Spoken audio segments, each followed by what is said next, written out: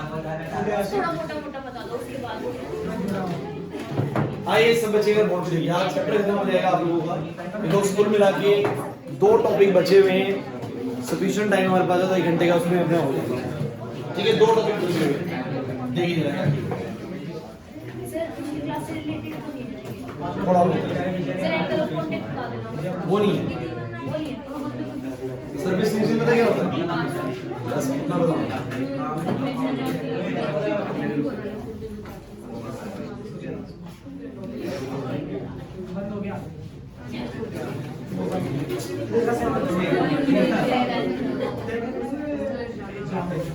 चलिए अब एक चीज डिस्कस करते हैं,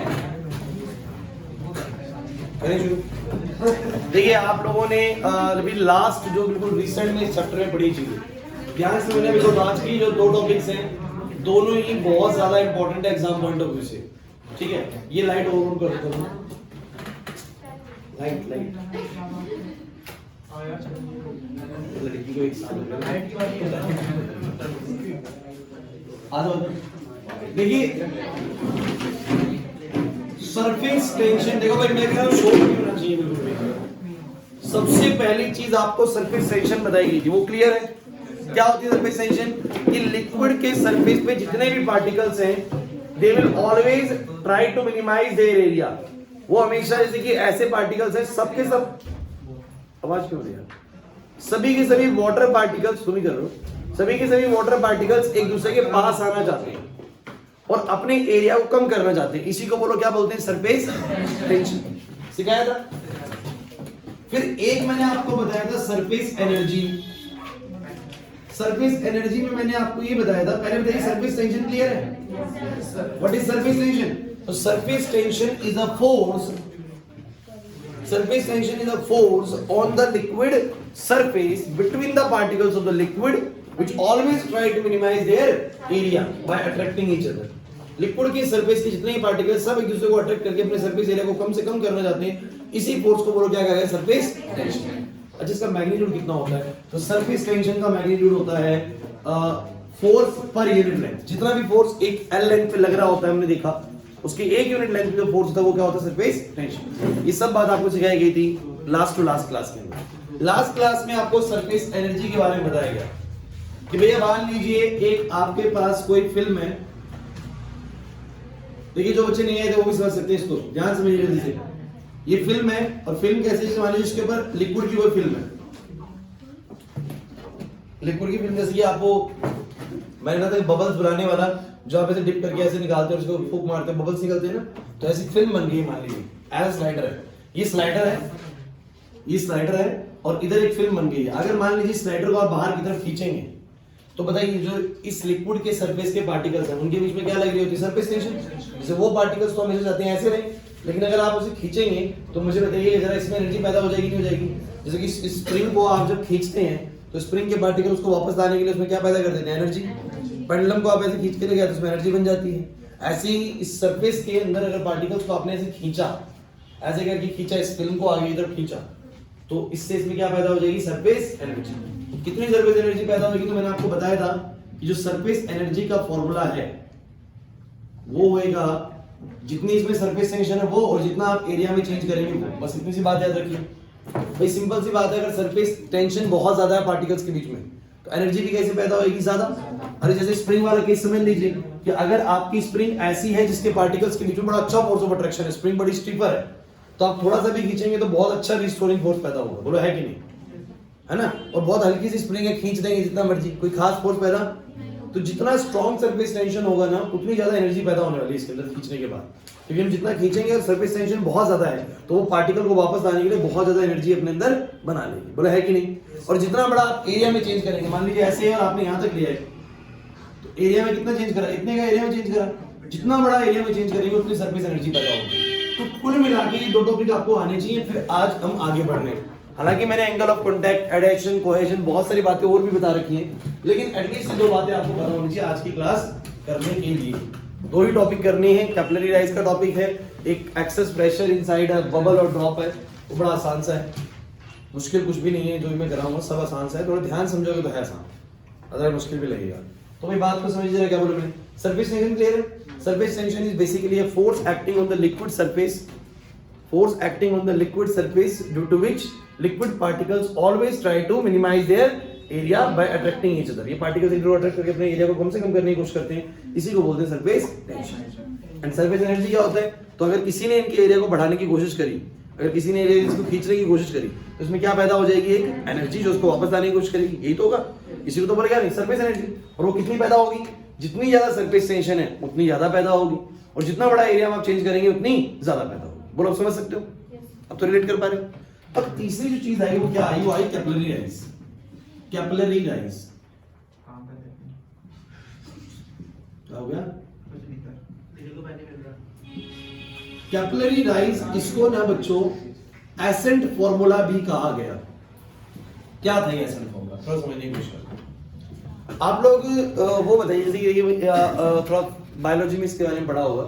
जैसे कि एक बहुत बड़ा पेड़ है और उस पेड़ के अंदर पानी, भाई पानी है, जो भी मिनरल्स वगैरह चाहिए होंगे वो सब कहाँ से आते हैं? ग्राउंड से आते हैं. बाहर से तो नहीं मिलते. बाहर से चले सनलाइट है, ये सब चीजें अलग है. बट अगर मान लीजिए पानी चाहिए तो किसी बिल्कुल टॉप मोस्ट पॉइंट पे जो पत्ती है उसको भी पानी की रिक्वायरमेंट होगी. मान लीजिए बारिश नहीं होती तो कहाँ से आएगा? तो कहाँ से आएगा पानी? ग्राउंड से ही आता है. सारी चीजें ग्राउंड से ही आती है. तो ग्राउंड से वहां तक वो चीज जाती कैसे है? हाँ, वो आप जाइलम फ्लोएम पढ़ते थे कुछ, वो तो चलो, वो तो टिश्यूज वगैरह कुछ आते हैं कि इनका काम होता है. एसेंट ऑफ किस कारण से हो पाता है? वो फिजिक्स लगती है यहाँ पर.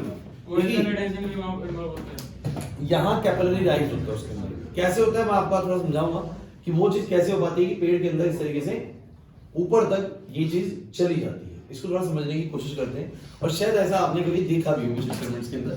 जैसे कि मान लीजिए आप क्या करिए, पानी का बर्तन लीजिए ऐसे करके, और इसके अंदर पानी भर दीजिए. भर दिए. अब क्या करिए, इसके अंदर ना एक रॉड डिप करिए, ग्लास रॉड, एक पतली सी ग्लास रॉड डिप करिए ऐसे करके. And you will found that कि अगर मैं जब इस ग्लास रॉड को डिप करता हूं ना, the water level in the glass rod rise. क्यों, वो बात करेंगे. बट हमने ये पाया कि अगर मैं किसी कंटेनर के अंदर, जिसके अंदर पानी की हाइट कुछ थी, उसमें मैं एक पतली सी ग्लास रोड को डिप करता हूं तो water level rise in the road. इस रोड के अंदर पानी का लेवल क्या हो जाता है? अपने आप ही राइज होना स्टार्ट हो जाता है, ऊपर की तरफ आ जाता है. नॉर्मल लेवल की हाइट से कुछ ऊपर आ जाता है. इसमें पतली सी रोड को डिप करें. बड़ी सी रोड से कुछ नहीं होगा, आपको रोड पतले डिप करनी है. डिप मतलब स्मॉल रोड आप इसमें डिप करेंगे तो पानी इसमें ऊपर की तरफ चढ़ जाएगा. क्यों चढ़ता है थोड़ा समझेंगे. और एसेंट नाम से समझ में आ गया. एसेंट हमेशा किसी से चढ़ना होता है, ठीक है ना. तो इसी को कैपिलरी राइज एसेंट फॉर्मूला कहते हैं. हुआ कैसे वो सब समझते हैं. इसके अंदर h हाइट ऊपर पानी चला जाता है. बेसिकली हमें फॉर्मूला ये निकालना है कि ये h हाइट कितनी है, जो पानी कितना ऊपर गया. ठीक है, ये सारी चीजें में निकालनी. अच्छा, हो कैसे पाता है इसको थोड़ा समझते हैं. देखिए, लास्ट क्लास आपने एडेशन और कोहेजन के बारे में पढ़ा था. देखिए, एडेशन होता है कि जब कोई चीज अपने पार्टिकल से ज्यादा अट्रैक्शन के लिए दूसरी बॉडी के पार्टिकल को दिखाते हैं, क्या बोलते हैं? एडेशन. जैसे कि पानी जनरली ऐसा करता है. तो पानी क्या होता है, जब पानी किसी सरफेस पे गिरता है तो पानी ऐसे गिरता है, ऐसे गिरता है, बिकॉज वो दूसरे के सरफेस से अट्रैक्शन दिखाता है. अपने पार्टिकल के बगैर दूसरे का अट्रैक्शन दिखाया जाता है. लेकिन यही अगर आप मरकरी को गिराते हो, मरकरी ऐसे गिरता है. मरकरी जमीन पे भी ऐसे गिरता है, मतलब टच तो होगा लेकिन वो अपना कम से कम पोर्शन दूसरे सरफेस से टच में रखता है. रीजन आपको पता है कि उसके अंदर कोहेजन फोर्सेस बहुत ज्यादा है. ये सब के बारे में बात मैंने लास्ट क्लास करी थी, बहुत सारे एग्जांपल्स भी आपको इसके दिए. तो इसमें कोहेजन ज्यादा है, एडेशन कम है. इसमें एडेशन ज्यादा है और कोहेजन कम है, ये आपको बताया गया था. अब मान लीजिए कि आपने किसी कंटेनर के अंदर इस रॉड को ऐसे डिप किया,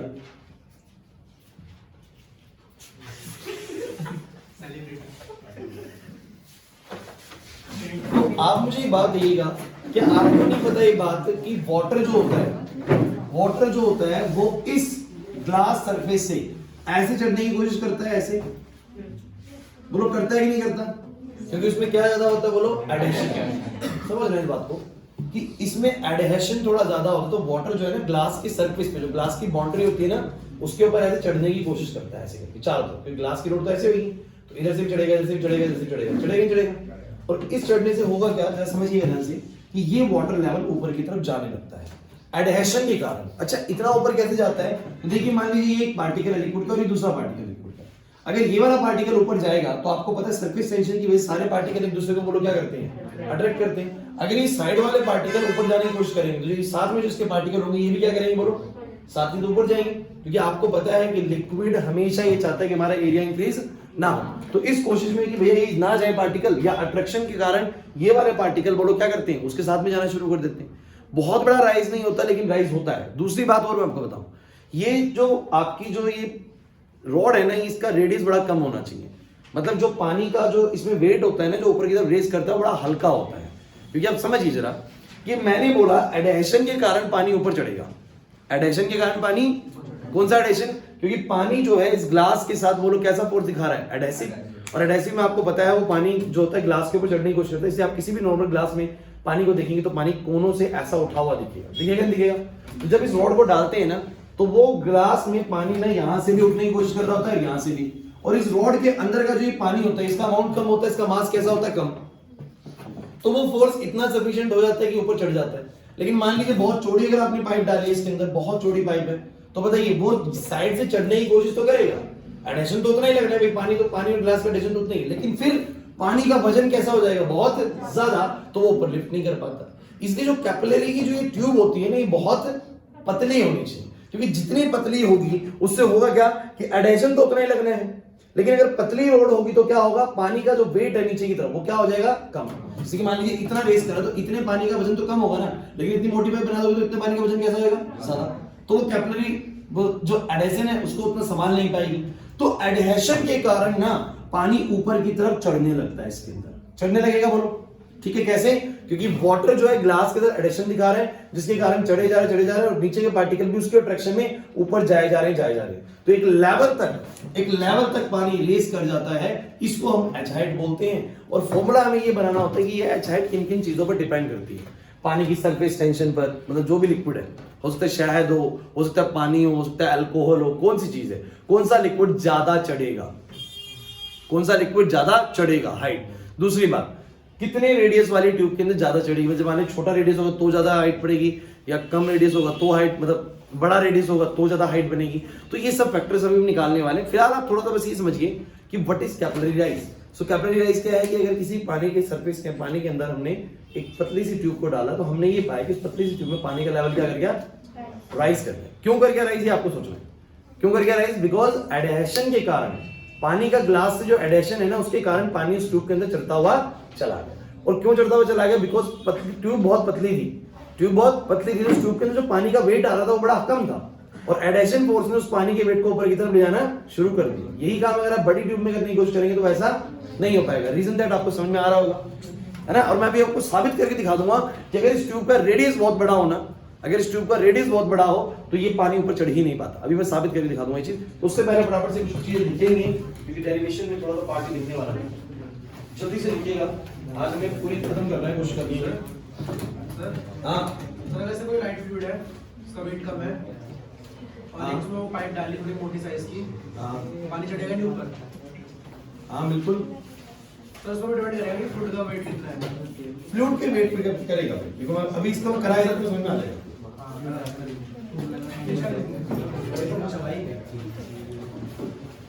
ये आप घर पे भी कर सकते हो।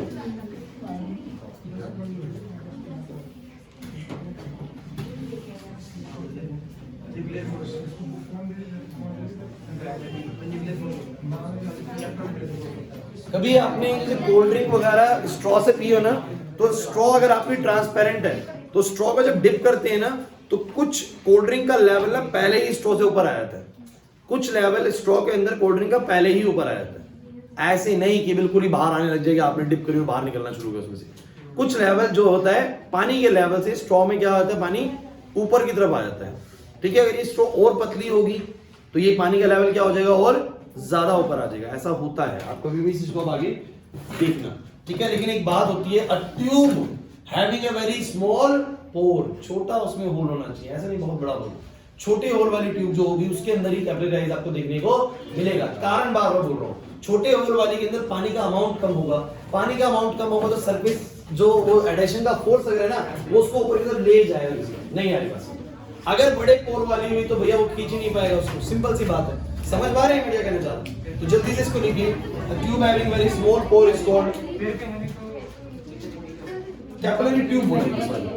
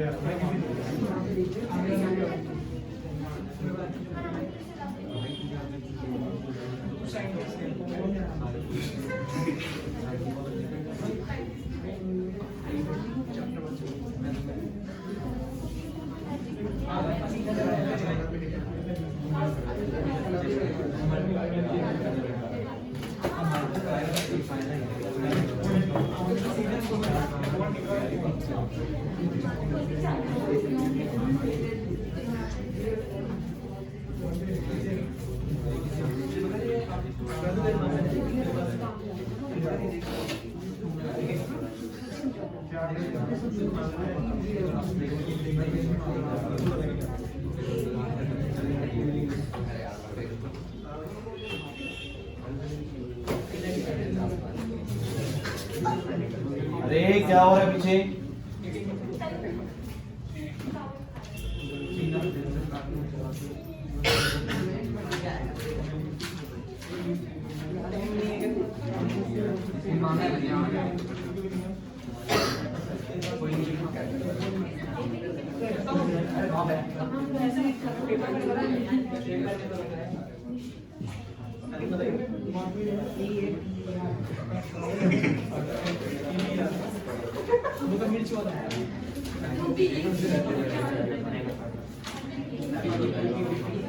आइए भाई,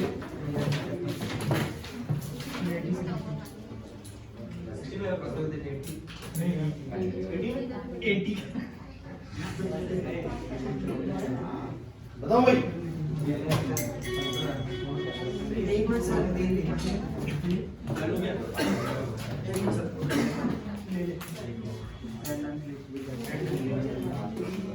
चलिए भाई 2 मिनट सब बच्चे बोर्ड पे देखेंगे भाई। कुछ आपको बड़े इंपॉर्टेंट बात ताकि ध्यान समझिएगा। आप मुझे एक बात बताइए, पानी जो ऊपर से होगा वो ऐसा दिखेगा? बताओ गाइस, 2 मिनट के लिए बिल्कुल लिखना बंद कर दो। सिर्फ 5 मिनट में डेरिवेशन समझ में आ जाएगी, 2 स्टेप की डेरिवेशन। लेकिन ये 2 स्टेप की ना सारी समझने वाली है। मतलब आपको यहाँ पर रटने के लिए बड़ा आसान है कि 2 बातें याद करिए, क्वेट करा आंसर आ गया तुमसे। लेकिन समझ में आएगी तो बड़ा आपको इंपॉर्टेंट लगेगा टॉपिक कैसे हुआ है। ध्यान समझिएगा। आपको पहले ये समझ में आएगी कैपिलरी ट्यूब डालने पे वो पानी ऊपर की तरफ क्यों आ रहा है। बिकॉज क्या लगता है बोलो, ग्लास और पानी के बीच में एडेशन, और वो एडेसिव फोर्स जो होता है इस ट्यूब में आए हुए पानी के वेट से बड़ा ज्यादा होता है। क्योंकि ट्यूब बड़ी पतली सी है, मैंने बोला स्मॉल पोर है ट्यूब के अंदर, उसको कैपिलरी ट्यूब बोलते हैं। तो ट्यूब के अंदर आया हुआ पानी का वेट बहुत हल्का है, तो एडेशन उसको ऊपर की तरफ खींचते हुए ले जाती है। बड़ी ट्यूब डालोगे तो उस ट्यूब में आया हुआ पानी का वेट कैसा होगा, बहुत ज्यादा, तो वो एडेशन उसको खींच नहीं पाएगा। इससे बड़ी ट्यूब्स में आपको ऐसा कभी भी कुछ देखने को नहीं मिलेगा। तो ट्यूब बड़ी पतली होनी चाहिए, बहुत पतली बारीक सी होनी चाहिए। सही बात है कि नहीं? अच्छा समझिएगा, ये हाइट का फॉर्मूला निकालने की हाइट कितनी रेज करेगी, ये हाइट कितनी रेज करेगी कुछ फैक्टर्स पे डिपेंड करता है। वो फैक्टर्स अभी हम समझ के देखते हैं। भाई सबसे पहले फैक्टर्स क्या है, जरा ध्यान समझिएगा कि हमने ये माना कि इस ट्यूब के अंदर पानी ऊपर ऐसे हो जाएगा। आप जरा देखिए, ऐसे होगा कि नहीं होगा? पानी तो ऐसे ही होगा ना ऊपर, क्योंकि आपको पता है कि एडेशन के कारण वाटर जो होता है ग्लास में चढ़ने की कोशिश करता है तो कोनों से वो उठ जाता है। और ऐसे इधर से नहीं उठेगा, इधर से भी उठेगा, इधर से भी उठेगा, इधर से भी उठेगा, मतलब पूरा हेमिस्फेरिकल बाउल बनेगा, कटोरी बनती है। ऊपर देखोगे कटोरी सी बनी हुई है, बोलो है कि नहीं? अब जरा मेरी बात को अच्छे से समझना है आप लोगों को, बड़ा इंपॉर्टेंट पॉइंट है। इस ट्यूब को मैं जूम करके दिखा रहा हूँ, थोड़ा सा मैंने ट्यूब को जूम करके मान लीजिए। अब ये ट्यूब को अगर हम जूम करके देख रहे हैं तो ये पानी का जो लेवल है ना वो कुछ ऐसा होगा कि नहीं होगा, आप मुझे बताइए। और ये ऊपर से आप ये समझ के चलिएगा कि ये ऐसा होगा, कटोरी जैसा। बिल्कुल सही कह रहा है, नहीं कह रहा? कटोरी मतलब हेमिस्फेरिकल बाउल टाइप का। अच्छा एक बात बताइएगा, यहां का पार्टिकल, यहां का पार्टिकल और यहां का पार्टिकल, यू नो दैट कि इनके बीच में एक फोर्स ऑफ अट्रैक्शन काम कर रही है जिसे आप क्या कहते हैं, सरफेस टेंशन। और उसके कारण ये वाला पार्टिकल और ये वाले पार्टिकल क्या कर रहे होंगे बताओ जरा। ये मैं ये कह सकता हूं जैसे ये वाले पार्टिकल ऊपर उठ रहे होंगे तो ये वाला जो पार्टिकल है फोर्स ऑफ अट्रैक्शन के कारण, बोलो इसके पास जाने की कोशिश कर रहा है कि नहीं कर रहा हो? और ये वाला भी इसके पास जाने की कोशिश कर रहा होगा, means they always try to minimise their area. वो ऐसे है ना तो चाहेंगे ऐसे हो जाए जल्दी से, ये एरिया कम से कम कर ले, इतना फैले ना भाई, है कि नहीं बताओ जरा। अब मेरी बात को समझिएगा, सरफेस टेंशन ग्लास में ना ऐसे लग रही होती है। इस बार जो फोर्स ऑफ अट्रैक्शन है, क्योंकि अगर मान लीजिए सरफेस हॉरिजॉन्टल है, मैंने आपको ये बताया भी था उस दिन कि अगर मान लीजिए पानी का सरफेस हॉरिजॉन्टल है तो सारे पार्टिकल एक दूसरे को बराबर अट्रैक्ट कर रहे होंगे, इस तरीके से ऐसे ऐसे अट्रैक्ट कर रहे होंगे। लेकिन एक बात है, मैं उस दिन ये बोल रहा था कि पानी के ऊपर ये बॉल ऐसे डूबती क्यों नहीं है, क्यों नहीं डूबती? क्योंकि ये वाला पार्टिकल, ये वाला पार्टिकल, ये वाले पार्टिकल जो होते हैं, ये वाला इधर अट्रैक्ट कर रहा होता है, ये वाला इधर अट्रैक्ट कर रहा होता है, नेट फोर्स कहां की तरफ लग जाता है बोलो?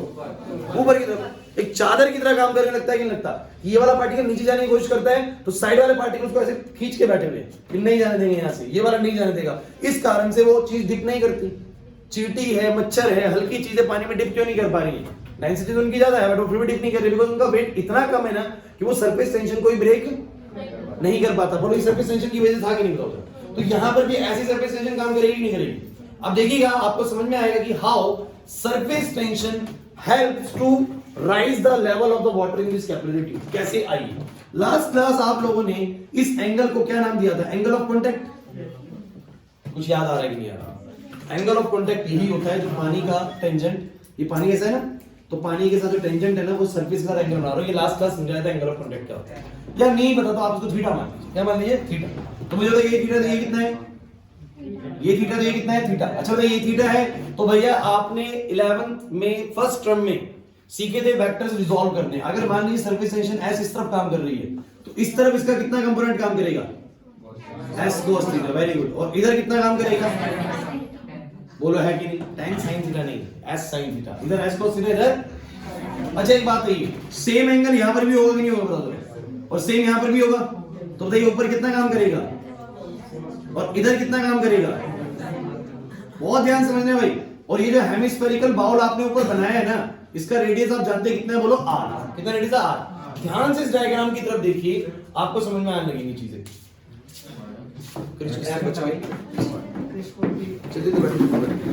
ध्यान से समझिए ये, अरे देखो बात नहीं करनी। ये जो हेमिस्फेरिकल बाउल है इसमें सरफेस टेंशन ऐसे काम कर रही है और ऐसे काम कर रही है। ये वाली सरफेस टेंशन का एक कंपोनेंट इधर s cos थीटा है, उधर कितना है बोलो? s sin theta. अब मुझे बताइएगा कौन सा कंपोनेंट ऐसा है जो पानी को ऊपर रेस करने में मदद कर रहा होगा? Very good. कौन सा? s cos theta. What is s cos theta? s तो सरफेस टेंशन है। इस सरफेस टेंशन ही पानी को बोलो कहां लेके जा रही है? क्योंकि अब ध्यान से सुनना, एडेशन के कारण ये वाले पार्टिकल, कोने वाले पार्टिकल चढ़ना चाहते हैं, बीच वाला पार्टिकल सरफेस टेंशन के कारण क्या करेगा? मजबूरी में उनके साथ साथ चलने लगेगा, तो बोलो लेवल राइज करेगा कि नहीं करेगा? तो इस पानी को उठाने का काम किसका है? बोलो s cos। अच्छा s sin थीटा कोई रोल प्ले नहीं कर पाएगा, बिकॉज़ s sin थीटा ना कहां लग रहा होगा? साइड में, इस ग्लास पे। तो उसका कोई रोल वो तब है कि मान लीजिए ग्लास बड़ा कमजोर है, टूट गया, जिसके चांसेस बहुत कम है s cos थीटा के। मेरी बात को अच्छे से सुनिएगा। आप लोगों को अभी पिक्चर के अंदर सिर्फ ये दो पॉइंट दिख रहे हैं, s cos theta, s cos theta. लेकिन ये जो रोड है वो कैसी है बच्चों? गोल। ऐसी है कि नहीं बताओ जरा रोड? अब यहां से s cos थीटा, यहां से s cos, यहां से भी लग रहा है, लग रहा होगा। अरे ये हेमिस्फेरिकल आपको सिर्फ अभी ऐसे दिख रहा है। मैं ये कह रहा हूं कि हर जगह से टच में है कि नहीं बताओ जरा? तो हर जगह पे s cos theta, s cos theta, s cos theta लग रहा होगा। क्योंकि जो सरफेस टेंशन है वो सिर्फ ऐसे नहीं लग रही, ऐसे नहीं लग रही, ऐसे भी लग रही है, ऐसे भी लग रही है, ऐसे भी लग रही है। नहीं आई बात समझ? अगर मैं हेमिस्फेरिकल बाउल को देखूं, कटोरी को देखूं, तो कटोरी में जो सरफेस टेंशन लगेगी वो आपको सिर्फ मैं दो चीजें दिखा रहा हूं, ऐसे लग रही है। बट उसके अंदर तो चारों तरफ लगी होगी ऐसे करके, भाई ऐसे भी लगी होगी, ऐसे भी सरफेस टेंशन लगी होगी, इस तरफ भी लगी होगी, इस तरफ भी लगी होगी। नहीं आ रही बस। और सरफेस टेंशन जब हर जगह लगेगी तो बोलो इस तरफ क्या बनेगा? बोलो s cos थीटा। नहीं आ रही बस। तो ये जो बनाना है s cos थीटा, बेसिकली इसके कारण पानी ऊपर उठ रहा है। अब आप मुझे एक बात कहिएगा, बड़ा इंपॉर्टेंट पॉइंट है, कितना फोर्स अपवर्ड डायरेक्शन में लग रहा है इसको खींचने के लिए? तो मैंने कहा s cos थीटा इनटू में क्या? 2 पाई r। आप में से कोई बच्चा है जो इस बात को एक्सप्लेन कर सकता है कि मैंने 2 पाई r से मल्टीप्लाई क्यों करा? लेकिन क्यों कर रहा हूं सर्कमफ्रेंस से मल्टीप्लाई? आप कहेंगे चलिए ठीक है सर, s cos थीटा सिर्फ 2 पॉइंट पे नहीं पूरे सर्कमफ्रेंस पे लग रहा होगा। जो कटोरी का सर्कमफ्रेंस